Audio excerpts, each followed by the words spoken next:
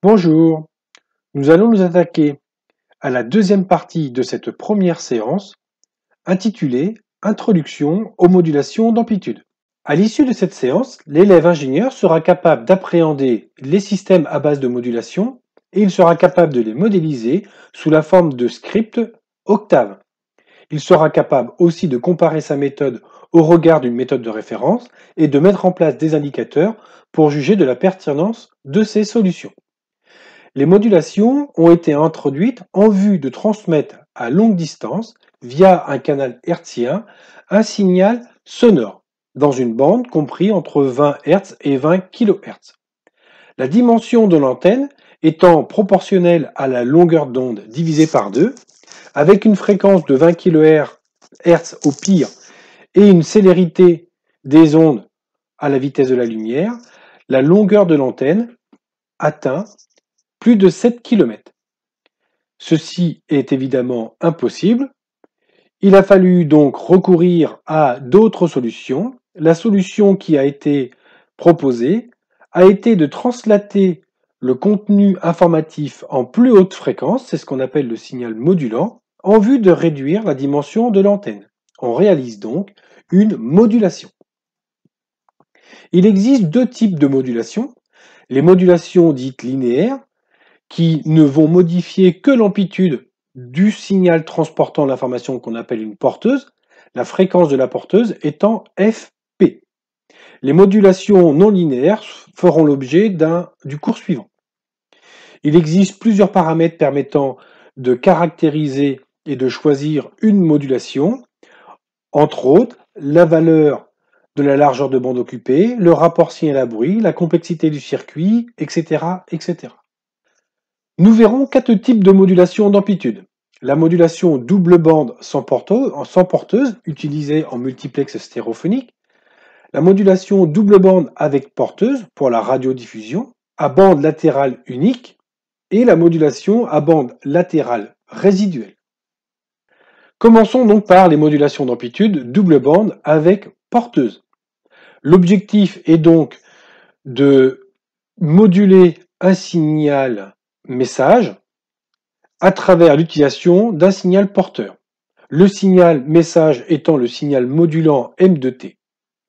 Au final, le signal modulé s'écrit comme étant le produit entre 1 plus mu multiplié par M fois P de T étant la porteuse. Le signal modulant pourra être par exemple un signal sinusoïdal. En imposant une porteuse sinusoïdale à la fréquence Fp et un signal modulant à la fréquence Fm, le signal modulé s'écrit simplement par un produit de signaux. Pour simplifier, nous considérons que la phase à l'origine du signal modulant et du signal porteur est nulle et nous poserons mu comme étant l'indice de modulation. C'est le rapport entre l'amplitude du signal modulant par rapport à l'amplitude de la porteuse. D'un point de vue électronique, nous pouvons réaliser ces modulations à l'aide de différents circuits. Un des circuits les plus connus est le AD633. Vous pouvez donc, si vous le souhaitez, réaliser à l'aide du montage indiqué ici une modulation avec le simulateur LT-Spice. Si on revient sur un schéma très basique, un schéma fonctionnel, l'opération calculée consiste bien à multiplier le signal modulant M de T par une porteuse, pondéré par un coefficient mu, et on ajoute de nouveau la porteuse. Le signal résultant appelé U est bien le produit entre la porteuse et le signal modulant plus une composante continue. Ceci a pour effet de moduler le signal porteur. On voit l'amplitude modulée à l'aide de l'enveloppe indiquée en rouge, la porteuse étant le signal sinusoïdal en bleu. En haut, nous avons le signal modulant, au milieu, nous avons le signal porteur, et en bas, nous avons le signal modulé. Agissant sur l'indice de modulation, nous obtenons des signatures légèrement différentes. Pour un indice de modulation à 25%, nous voyons une faible modulation, alors que pour un indice à 100%, nous avons une grande variation du signal modulé.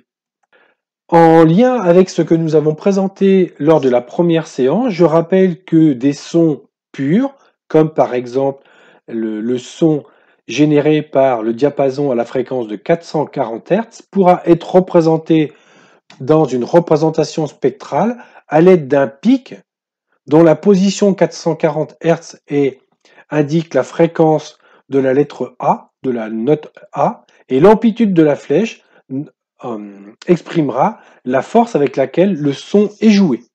Nous pouvons donc dans ce cas représenter des signaux à l'aide de pics à des positions en fréquence et avec une certaine amplitude. On peut faire aussi une analogie avec le vumètre d'une chaîne hi-fi ou bien dans des voitures où on voit représenter le graphe du milieu avec des bandes de LED en vert et au regard de la musique qui est jouée, eh bien des bandes vont s'illuminer ou pas. Ces bandes en fait correspondent à des sous-bandes dans une bande de fréquence en analogie avec la bande fréquentielle indiquée ci-dessous. À la fréquence F0, on voit un pic apparaître. Et bien dans ce cas-là, dans le vumètre, on verra du noir partout, sauf une bande de LED autour de la fréquence F0. Quelques rappels. Vous avez vu en trigonométrie que la fonction cosinus oméga 0t pouvait s'exprimer comme étant la somme de deux exponentielles complexes. Nous avons vu la dernière fois qu'il était possible de représenter un son pur à l'aide d'un pic d'un Dirac à la fréquence F0 d'amplitude 1,5. Dans le cas d'un signal sinusoïdal, il se trouve qu'on verra aussi apparaître un pic à la fréquence négative de même position, c'est-à-dire moins F0. Regardons maintenant l'expression du signal modulé double bande avec porteuse. Nous avons réalisé un produit entre le modulant et la porteuse. Nous avons donc une formule du type cosinus A fois cosinus B et nous savons que ceci va conduire à une somme de A plus B, donc à un signal cosinusoïdal à la fréquence A plus B et idem pour A moins B. En appliquant cette formule-là au signal modulé précédemment, nous voyons apparaître trois termes. Un terme à la fréquence oméga P, un terme à la pulsation oméga P plus oméga M et un terme à la pulsation oméga P moins oméga M. En utilisant le principe vu précédemment, c'est-à-dire en mettant des flèches à la position indiquée par les fréquences, la première contribution est indiquée par une fréquence, par un pic à la fréquence Fp d'amplitude A sur 2. La deuxième contribution par un pic à la fréquence Fp plus Fm, dont l'amplitude vaut mu AP sur 4. Et même chose pour la fréquence Fp moins Fm, avec une amplitude de mu AP sur 4. Le calcul de la puissance sera réalisé dans un exercice plus tard. Une fois que le signal a été modulé, l'objectif est de le démoduler. Je rappelle que le signal modulé est exprimé par le signal S et que la démodulation va consister dans ce cas à extraire l'enveloppe du signal S de t, puis à filtrer les hautes fréquences. Une façon de récupérer l'enveloppe va consister à redresser double alternance si je prends comme solution technique un pont de diode ou des diodes. Ça revient à calculer la valeur absolue du signal. Ce signal reçu dont on calcule la valeur absolue est passé ensuite dans un filtre dont la fréquence de coupure est inférieure à 2 fois la fréquence de la porteuse. Après annulation de la composante continue, nous obtenons le signal démodulé. Est représenter le signal modulé. Si nous en prenons la valeur absolue, nous obtenons donc le redressement double alternance. On voit apparaître l'enveloppe. Si nous éliminons les fréquences élevées par le signal indiqué en bleu, nous obtenons la composante basse fréquence. Et si nous lui enlevons la composante continue, le signal est centré autour de 0. Pour vérifier nos calculs, nous pouvons réaliser une simulation à travers le logiciel MATLAB ou bien la version gratuite Octave. Est indiqué à gauche le code qui consiste dans une première étape à initialiser, puis à régler les valeurs des différentes amplitudes et fréquences, puis à réaliser le produit et l'affichage. On voit à gauche le résultat, indiquant en haut le signal modulant, au milieu le signal porteur et en bas le signal modulé. Nous pouvons aussi calculer le spectre à l'aide de fonctions MATLAB. Nous verrons ceci lors d'un prochain exercice. La démodulation peut aussi être réalisée à travers le script Octave proposé ici. Je le laisse à titre d'exemple et de vérification. Passons maintenant à la modulation double bande sans porteuse. Cette modulation est beaucoup plus simple que la modulation précédente puisqu'elle consiste simplement à multiplier le signal modulant par le signal porteur. Aussi, comme précédemment, pour simplifier, nous considérerons que le signal modulant à transporter est un signal sinusoïdal, un son pur, et que le signal porteur est un signal tiré d'un oscillateur sinusoïdal. Nous voyons que le signal modulé fait apparaître l'indice de modulation défini comme précédemment. Vous voyez ici le résultat de la simulation en voyant en fait le signal modulé en bleu et les enveloppes en rouge. Concernant le spectre du signal modulé double bande sans porteuse, celui-ci est beaucoup plus simple que dans le cas avec porteuse. En effet, ce spectre n'est composé que de deux raies, l'une autour de Fp-Fm et l'autre à Fp plus Fm. La puissance moyenne s'en voit aussi réduite puisqu'il n'y a pas de contribution à la fréquence porteuse. Concernant la démodulation, celle-ci est réalisée en réalisant une multiplication entre le signal reçu modulé et le signal porteur, suivi d'un filtrage passe-bas dont la fréquence de coupure est inférieure à 2 fois la fréquence de la porteuse. Dans ces conditions, le signal obtenu s'écrit simplement mu AP sur 2 cosinus oméga mt. C'est le signal démodulé tout en bas. Dans le cas où il y aurait un déphasage entre la porteuse d'émission et celle de réception, ce qui est indiqué par la phase θ, nous remarquons que le signal obtenu D dépend de cette phase. Dans le cas où il y a un déphasage de 90 degrés, pi sur 2, le signal D de t peut être égal à 0.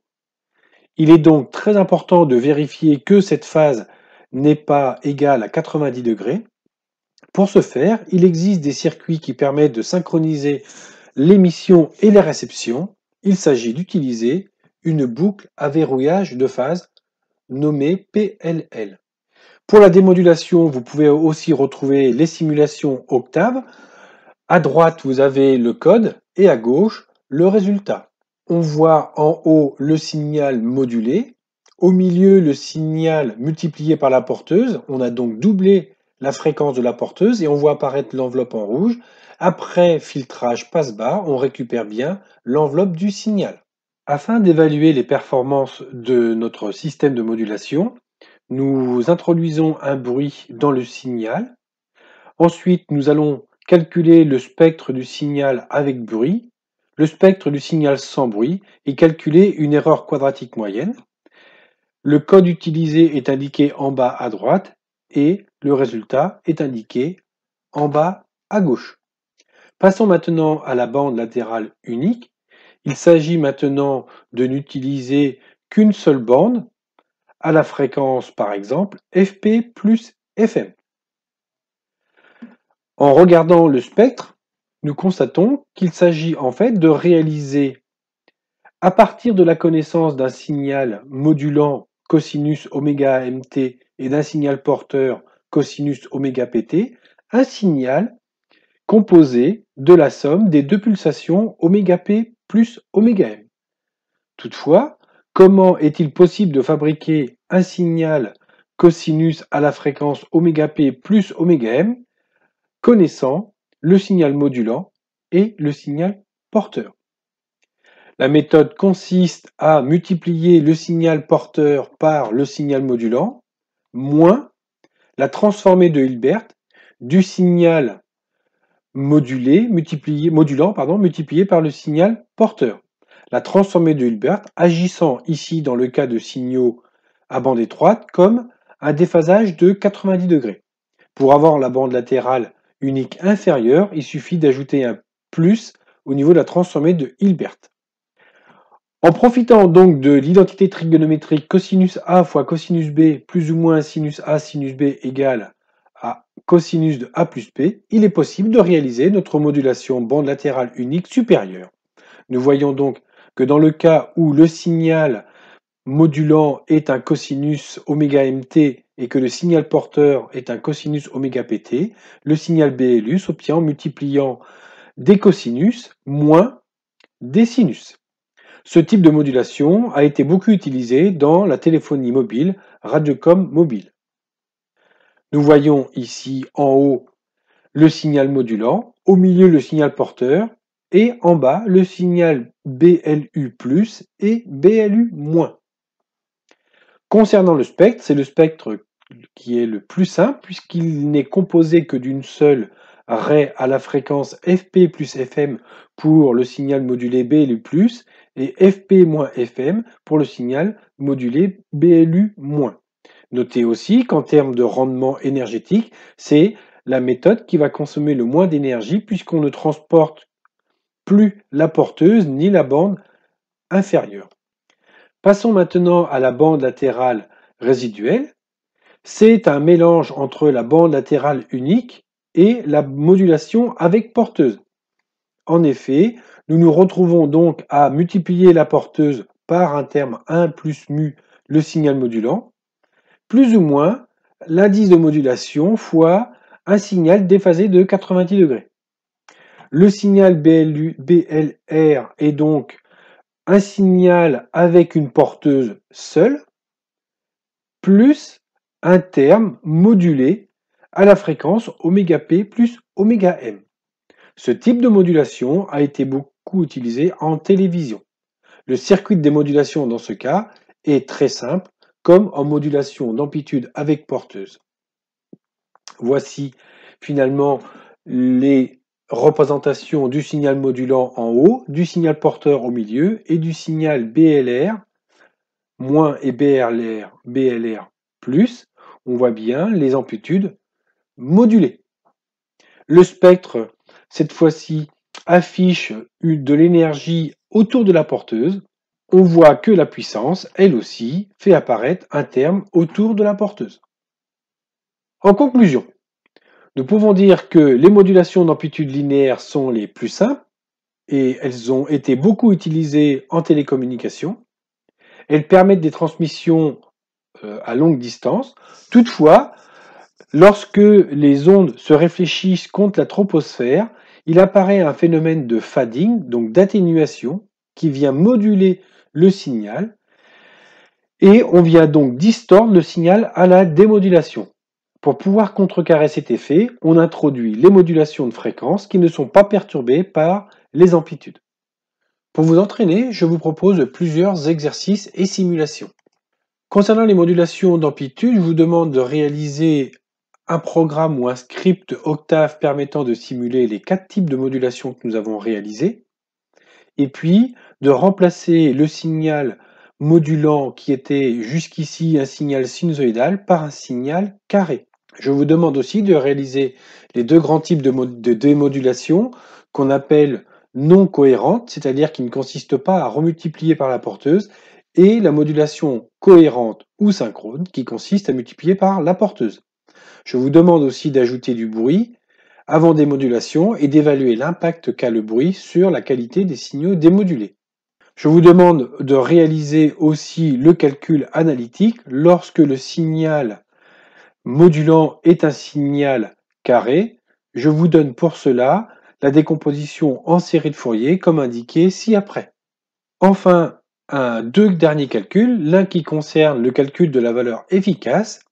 Vous avez donc la capsule vidéo qui est à la suite. Calcul de la valeur efficace du signal cosinusoïdal. Nous partons de la définition du signal cosinus et de son expression via l'utilisation de la formule de Moivre. La définition de la valeur efficace est donnée à gauche. C'est la racine carrée de la puissance moyenne. La puissance moyenne, c'est l'intégrale du spectre de puissance. La définition du spectre étant donnée par la transformée de Fourier. Nous partons donc du calcul du spectre. X de f est donc égal à la transformée de Fourier des deux termes, le premier étant a sur 2 exponentielle de 2 pi j f0t plus la transformée de Fourier de a sur 2 exponentielle de moins 2 pi j f0t. Nous partons de la définition de la transformée de Fourier d'une exponentielle complexe qui est égale à delta de f moins f0 pour le premier terme.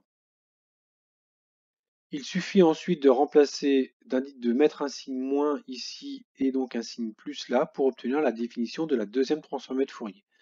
Dans ces conditions, x de f, c'est égal à a sur 2 delta de f moins f0 plus a sur 2 delta de f plus f0. Nous passons ensuite au calcul du spectre au carré. Donc nous devons élever au carré l'expression ci-dessus.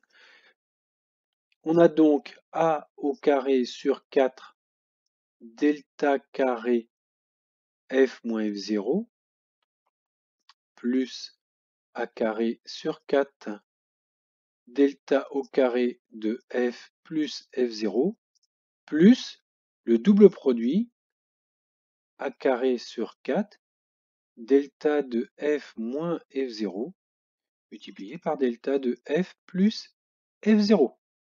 Alors, pour voir un petit peu ce que valent ces différents termes, je rappelle que la définition de la fonction Dirac indiquée ici, c'est une fonction qui vaut 1 lorsque f est égal à f0 et 0 ailleurs.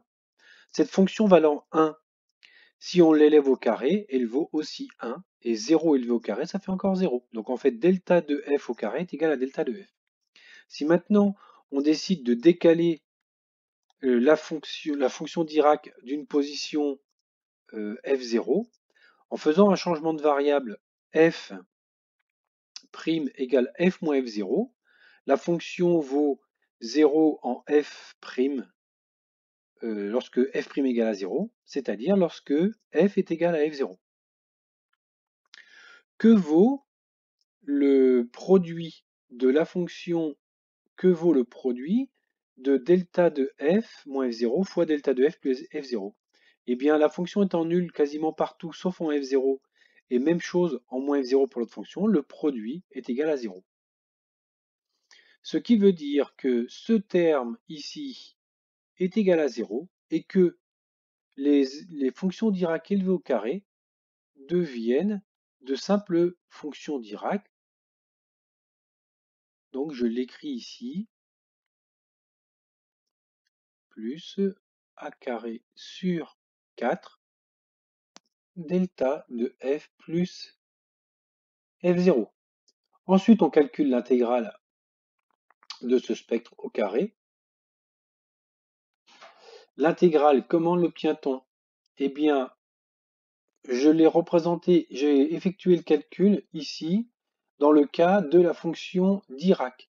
La fonction Dirac, donc si on l'intègre de moins l'infini à plus l'infini, on peut décomposer l'intégrale en trois parties, une qui va de moins l'infini à 0, où la fonction vaut 0, donc l'intégrale vaudra 0. De 0 plus à plus infini, la fonction valant 0, l'intégrale vaudra 0. Et de 0 moins à 0 plus, la fonction vaut 1. Et ça, c'est valable, on le voit, que quelle que soit la position de la fonction Dirac. Ce qui veut dire que, dans ces conditions, Ce terme delta de f moins f0 vaut 1 et delta de f plus f0, son intégrale, vaut 1. Ce qui donne donc a carré sur 2 plus a carré sur 2, c'est-à-dire 2, pardon, c'était sur 4, plus 2a carré sur 4, c'est-à-dire a carré sur 2. Et la valeur efficace étant la racine carrée de la puissance moyenne, on obtient a sur racine carrée de 2. C'est ce qu'il fallait donc démontrer. Et un deuxième exercice qui concerne la démodulation. Là aussi, il y a une capsule vidéo à la suite. Démodulation d'amplitude synchrone d'un signal modulé avec porteuse. Donc la démodulation s'effectue en faisant le produit d'un signal modulé avec sa porteuse, P de T, le signal modulé en amplitude avec porteuse est représenté ici, la porteuse P ici, et le signal message, le signal modulant, est représenté comme étant une fonction cosinus à la fréquence F0. Une fois le produit réalisé entre la porteuse et le signal modulé, la deuxième étape consiste à réaliser un filtrage passe-bas dont la fréquence de coupure est très inférieure à la fréquence de la porteuse, et puis on enlève la composante continue du signal restant. Commençons la démonstration. Donc, le signal S de t, il est donc égal à ce terme-là, qu'on vient multiplier par la porteuse. On a donc A, P, cosinus, oméga P, T au carré, plus mu, AP, sur 2, cosinus, oméga P plus oméga M, T, cosinus oméga P T, plus mu AP sur 2 cosinus de oméga P moins oméga M, le tout fois T, cosinus oméga P T. Ce terme ici est composé de deux membres, cosinus A fois cosinus B. Il est représenté ici sous la forme de l'identité trigonométrique. On va donc remplacer ce produit par une somme, idem pour ce terme-là. Notez aussi que cosinus carré A est égal à 1 demi plus 1 demi cosinus 2A. Donc, ce terme s'écrit AP sur 2 plus AP sur 2 cosinus 2 oméga P fois T, plus ce terme-là, on le divise par le terme 2, mu AP sur 4. A plus B va donner cosinus 2 oméga P plus oméga M T, plus le terme A moins B qui va faire cosinus de oméga M, plus donc mu AP sur 4 cosinus oméga M T, plus, et bien maintenant on s'occupe de ce terme-là, avec donc mu AP sur 4 cosinus de 2 oméga P moins oméga M, le tout facteur de T, plus mu AP sur 4 cosinus oméga M T. Alors, que dire de ces différents termes? On va réaliser un filtrage passe-bas, ici. Ce filtrage passe-bas a une fréquence de coupure très inférieure à la fréquence FP et aux fréquences autour de 2 fois la porteuse. La fréquence FM du signal modulant étant inférieure à la fréquence FP. La composante 2FP étant au-delà de la fréquence de coupure, eh bien ce terme-là est éliminé par le filtre. La composante 2FP plus FM est éliminée puisqu'elle est en dehors du filtre. Idem pour ce terme-là qui est donc 2FP moins FM. Et il ne reste donc que ce terme-là et ce terme-là autour de la fréquence FM. Il nous reste donc AP sur 2 plus mu AP sur 2 cosinus oméga m t. Le terme ici représente une composante continue qui est donc l'équivalent de m bar. Donc le signal m chapeau qui est l'estimation du signal message modulant, c'est égal à mu AP sur 2 cosinus oméga m t. C'est ce qu'il fallait démontrer.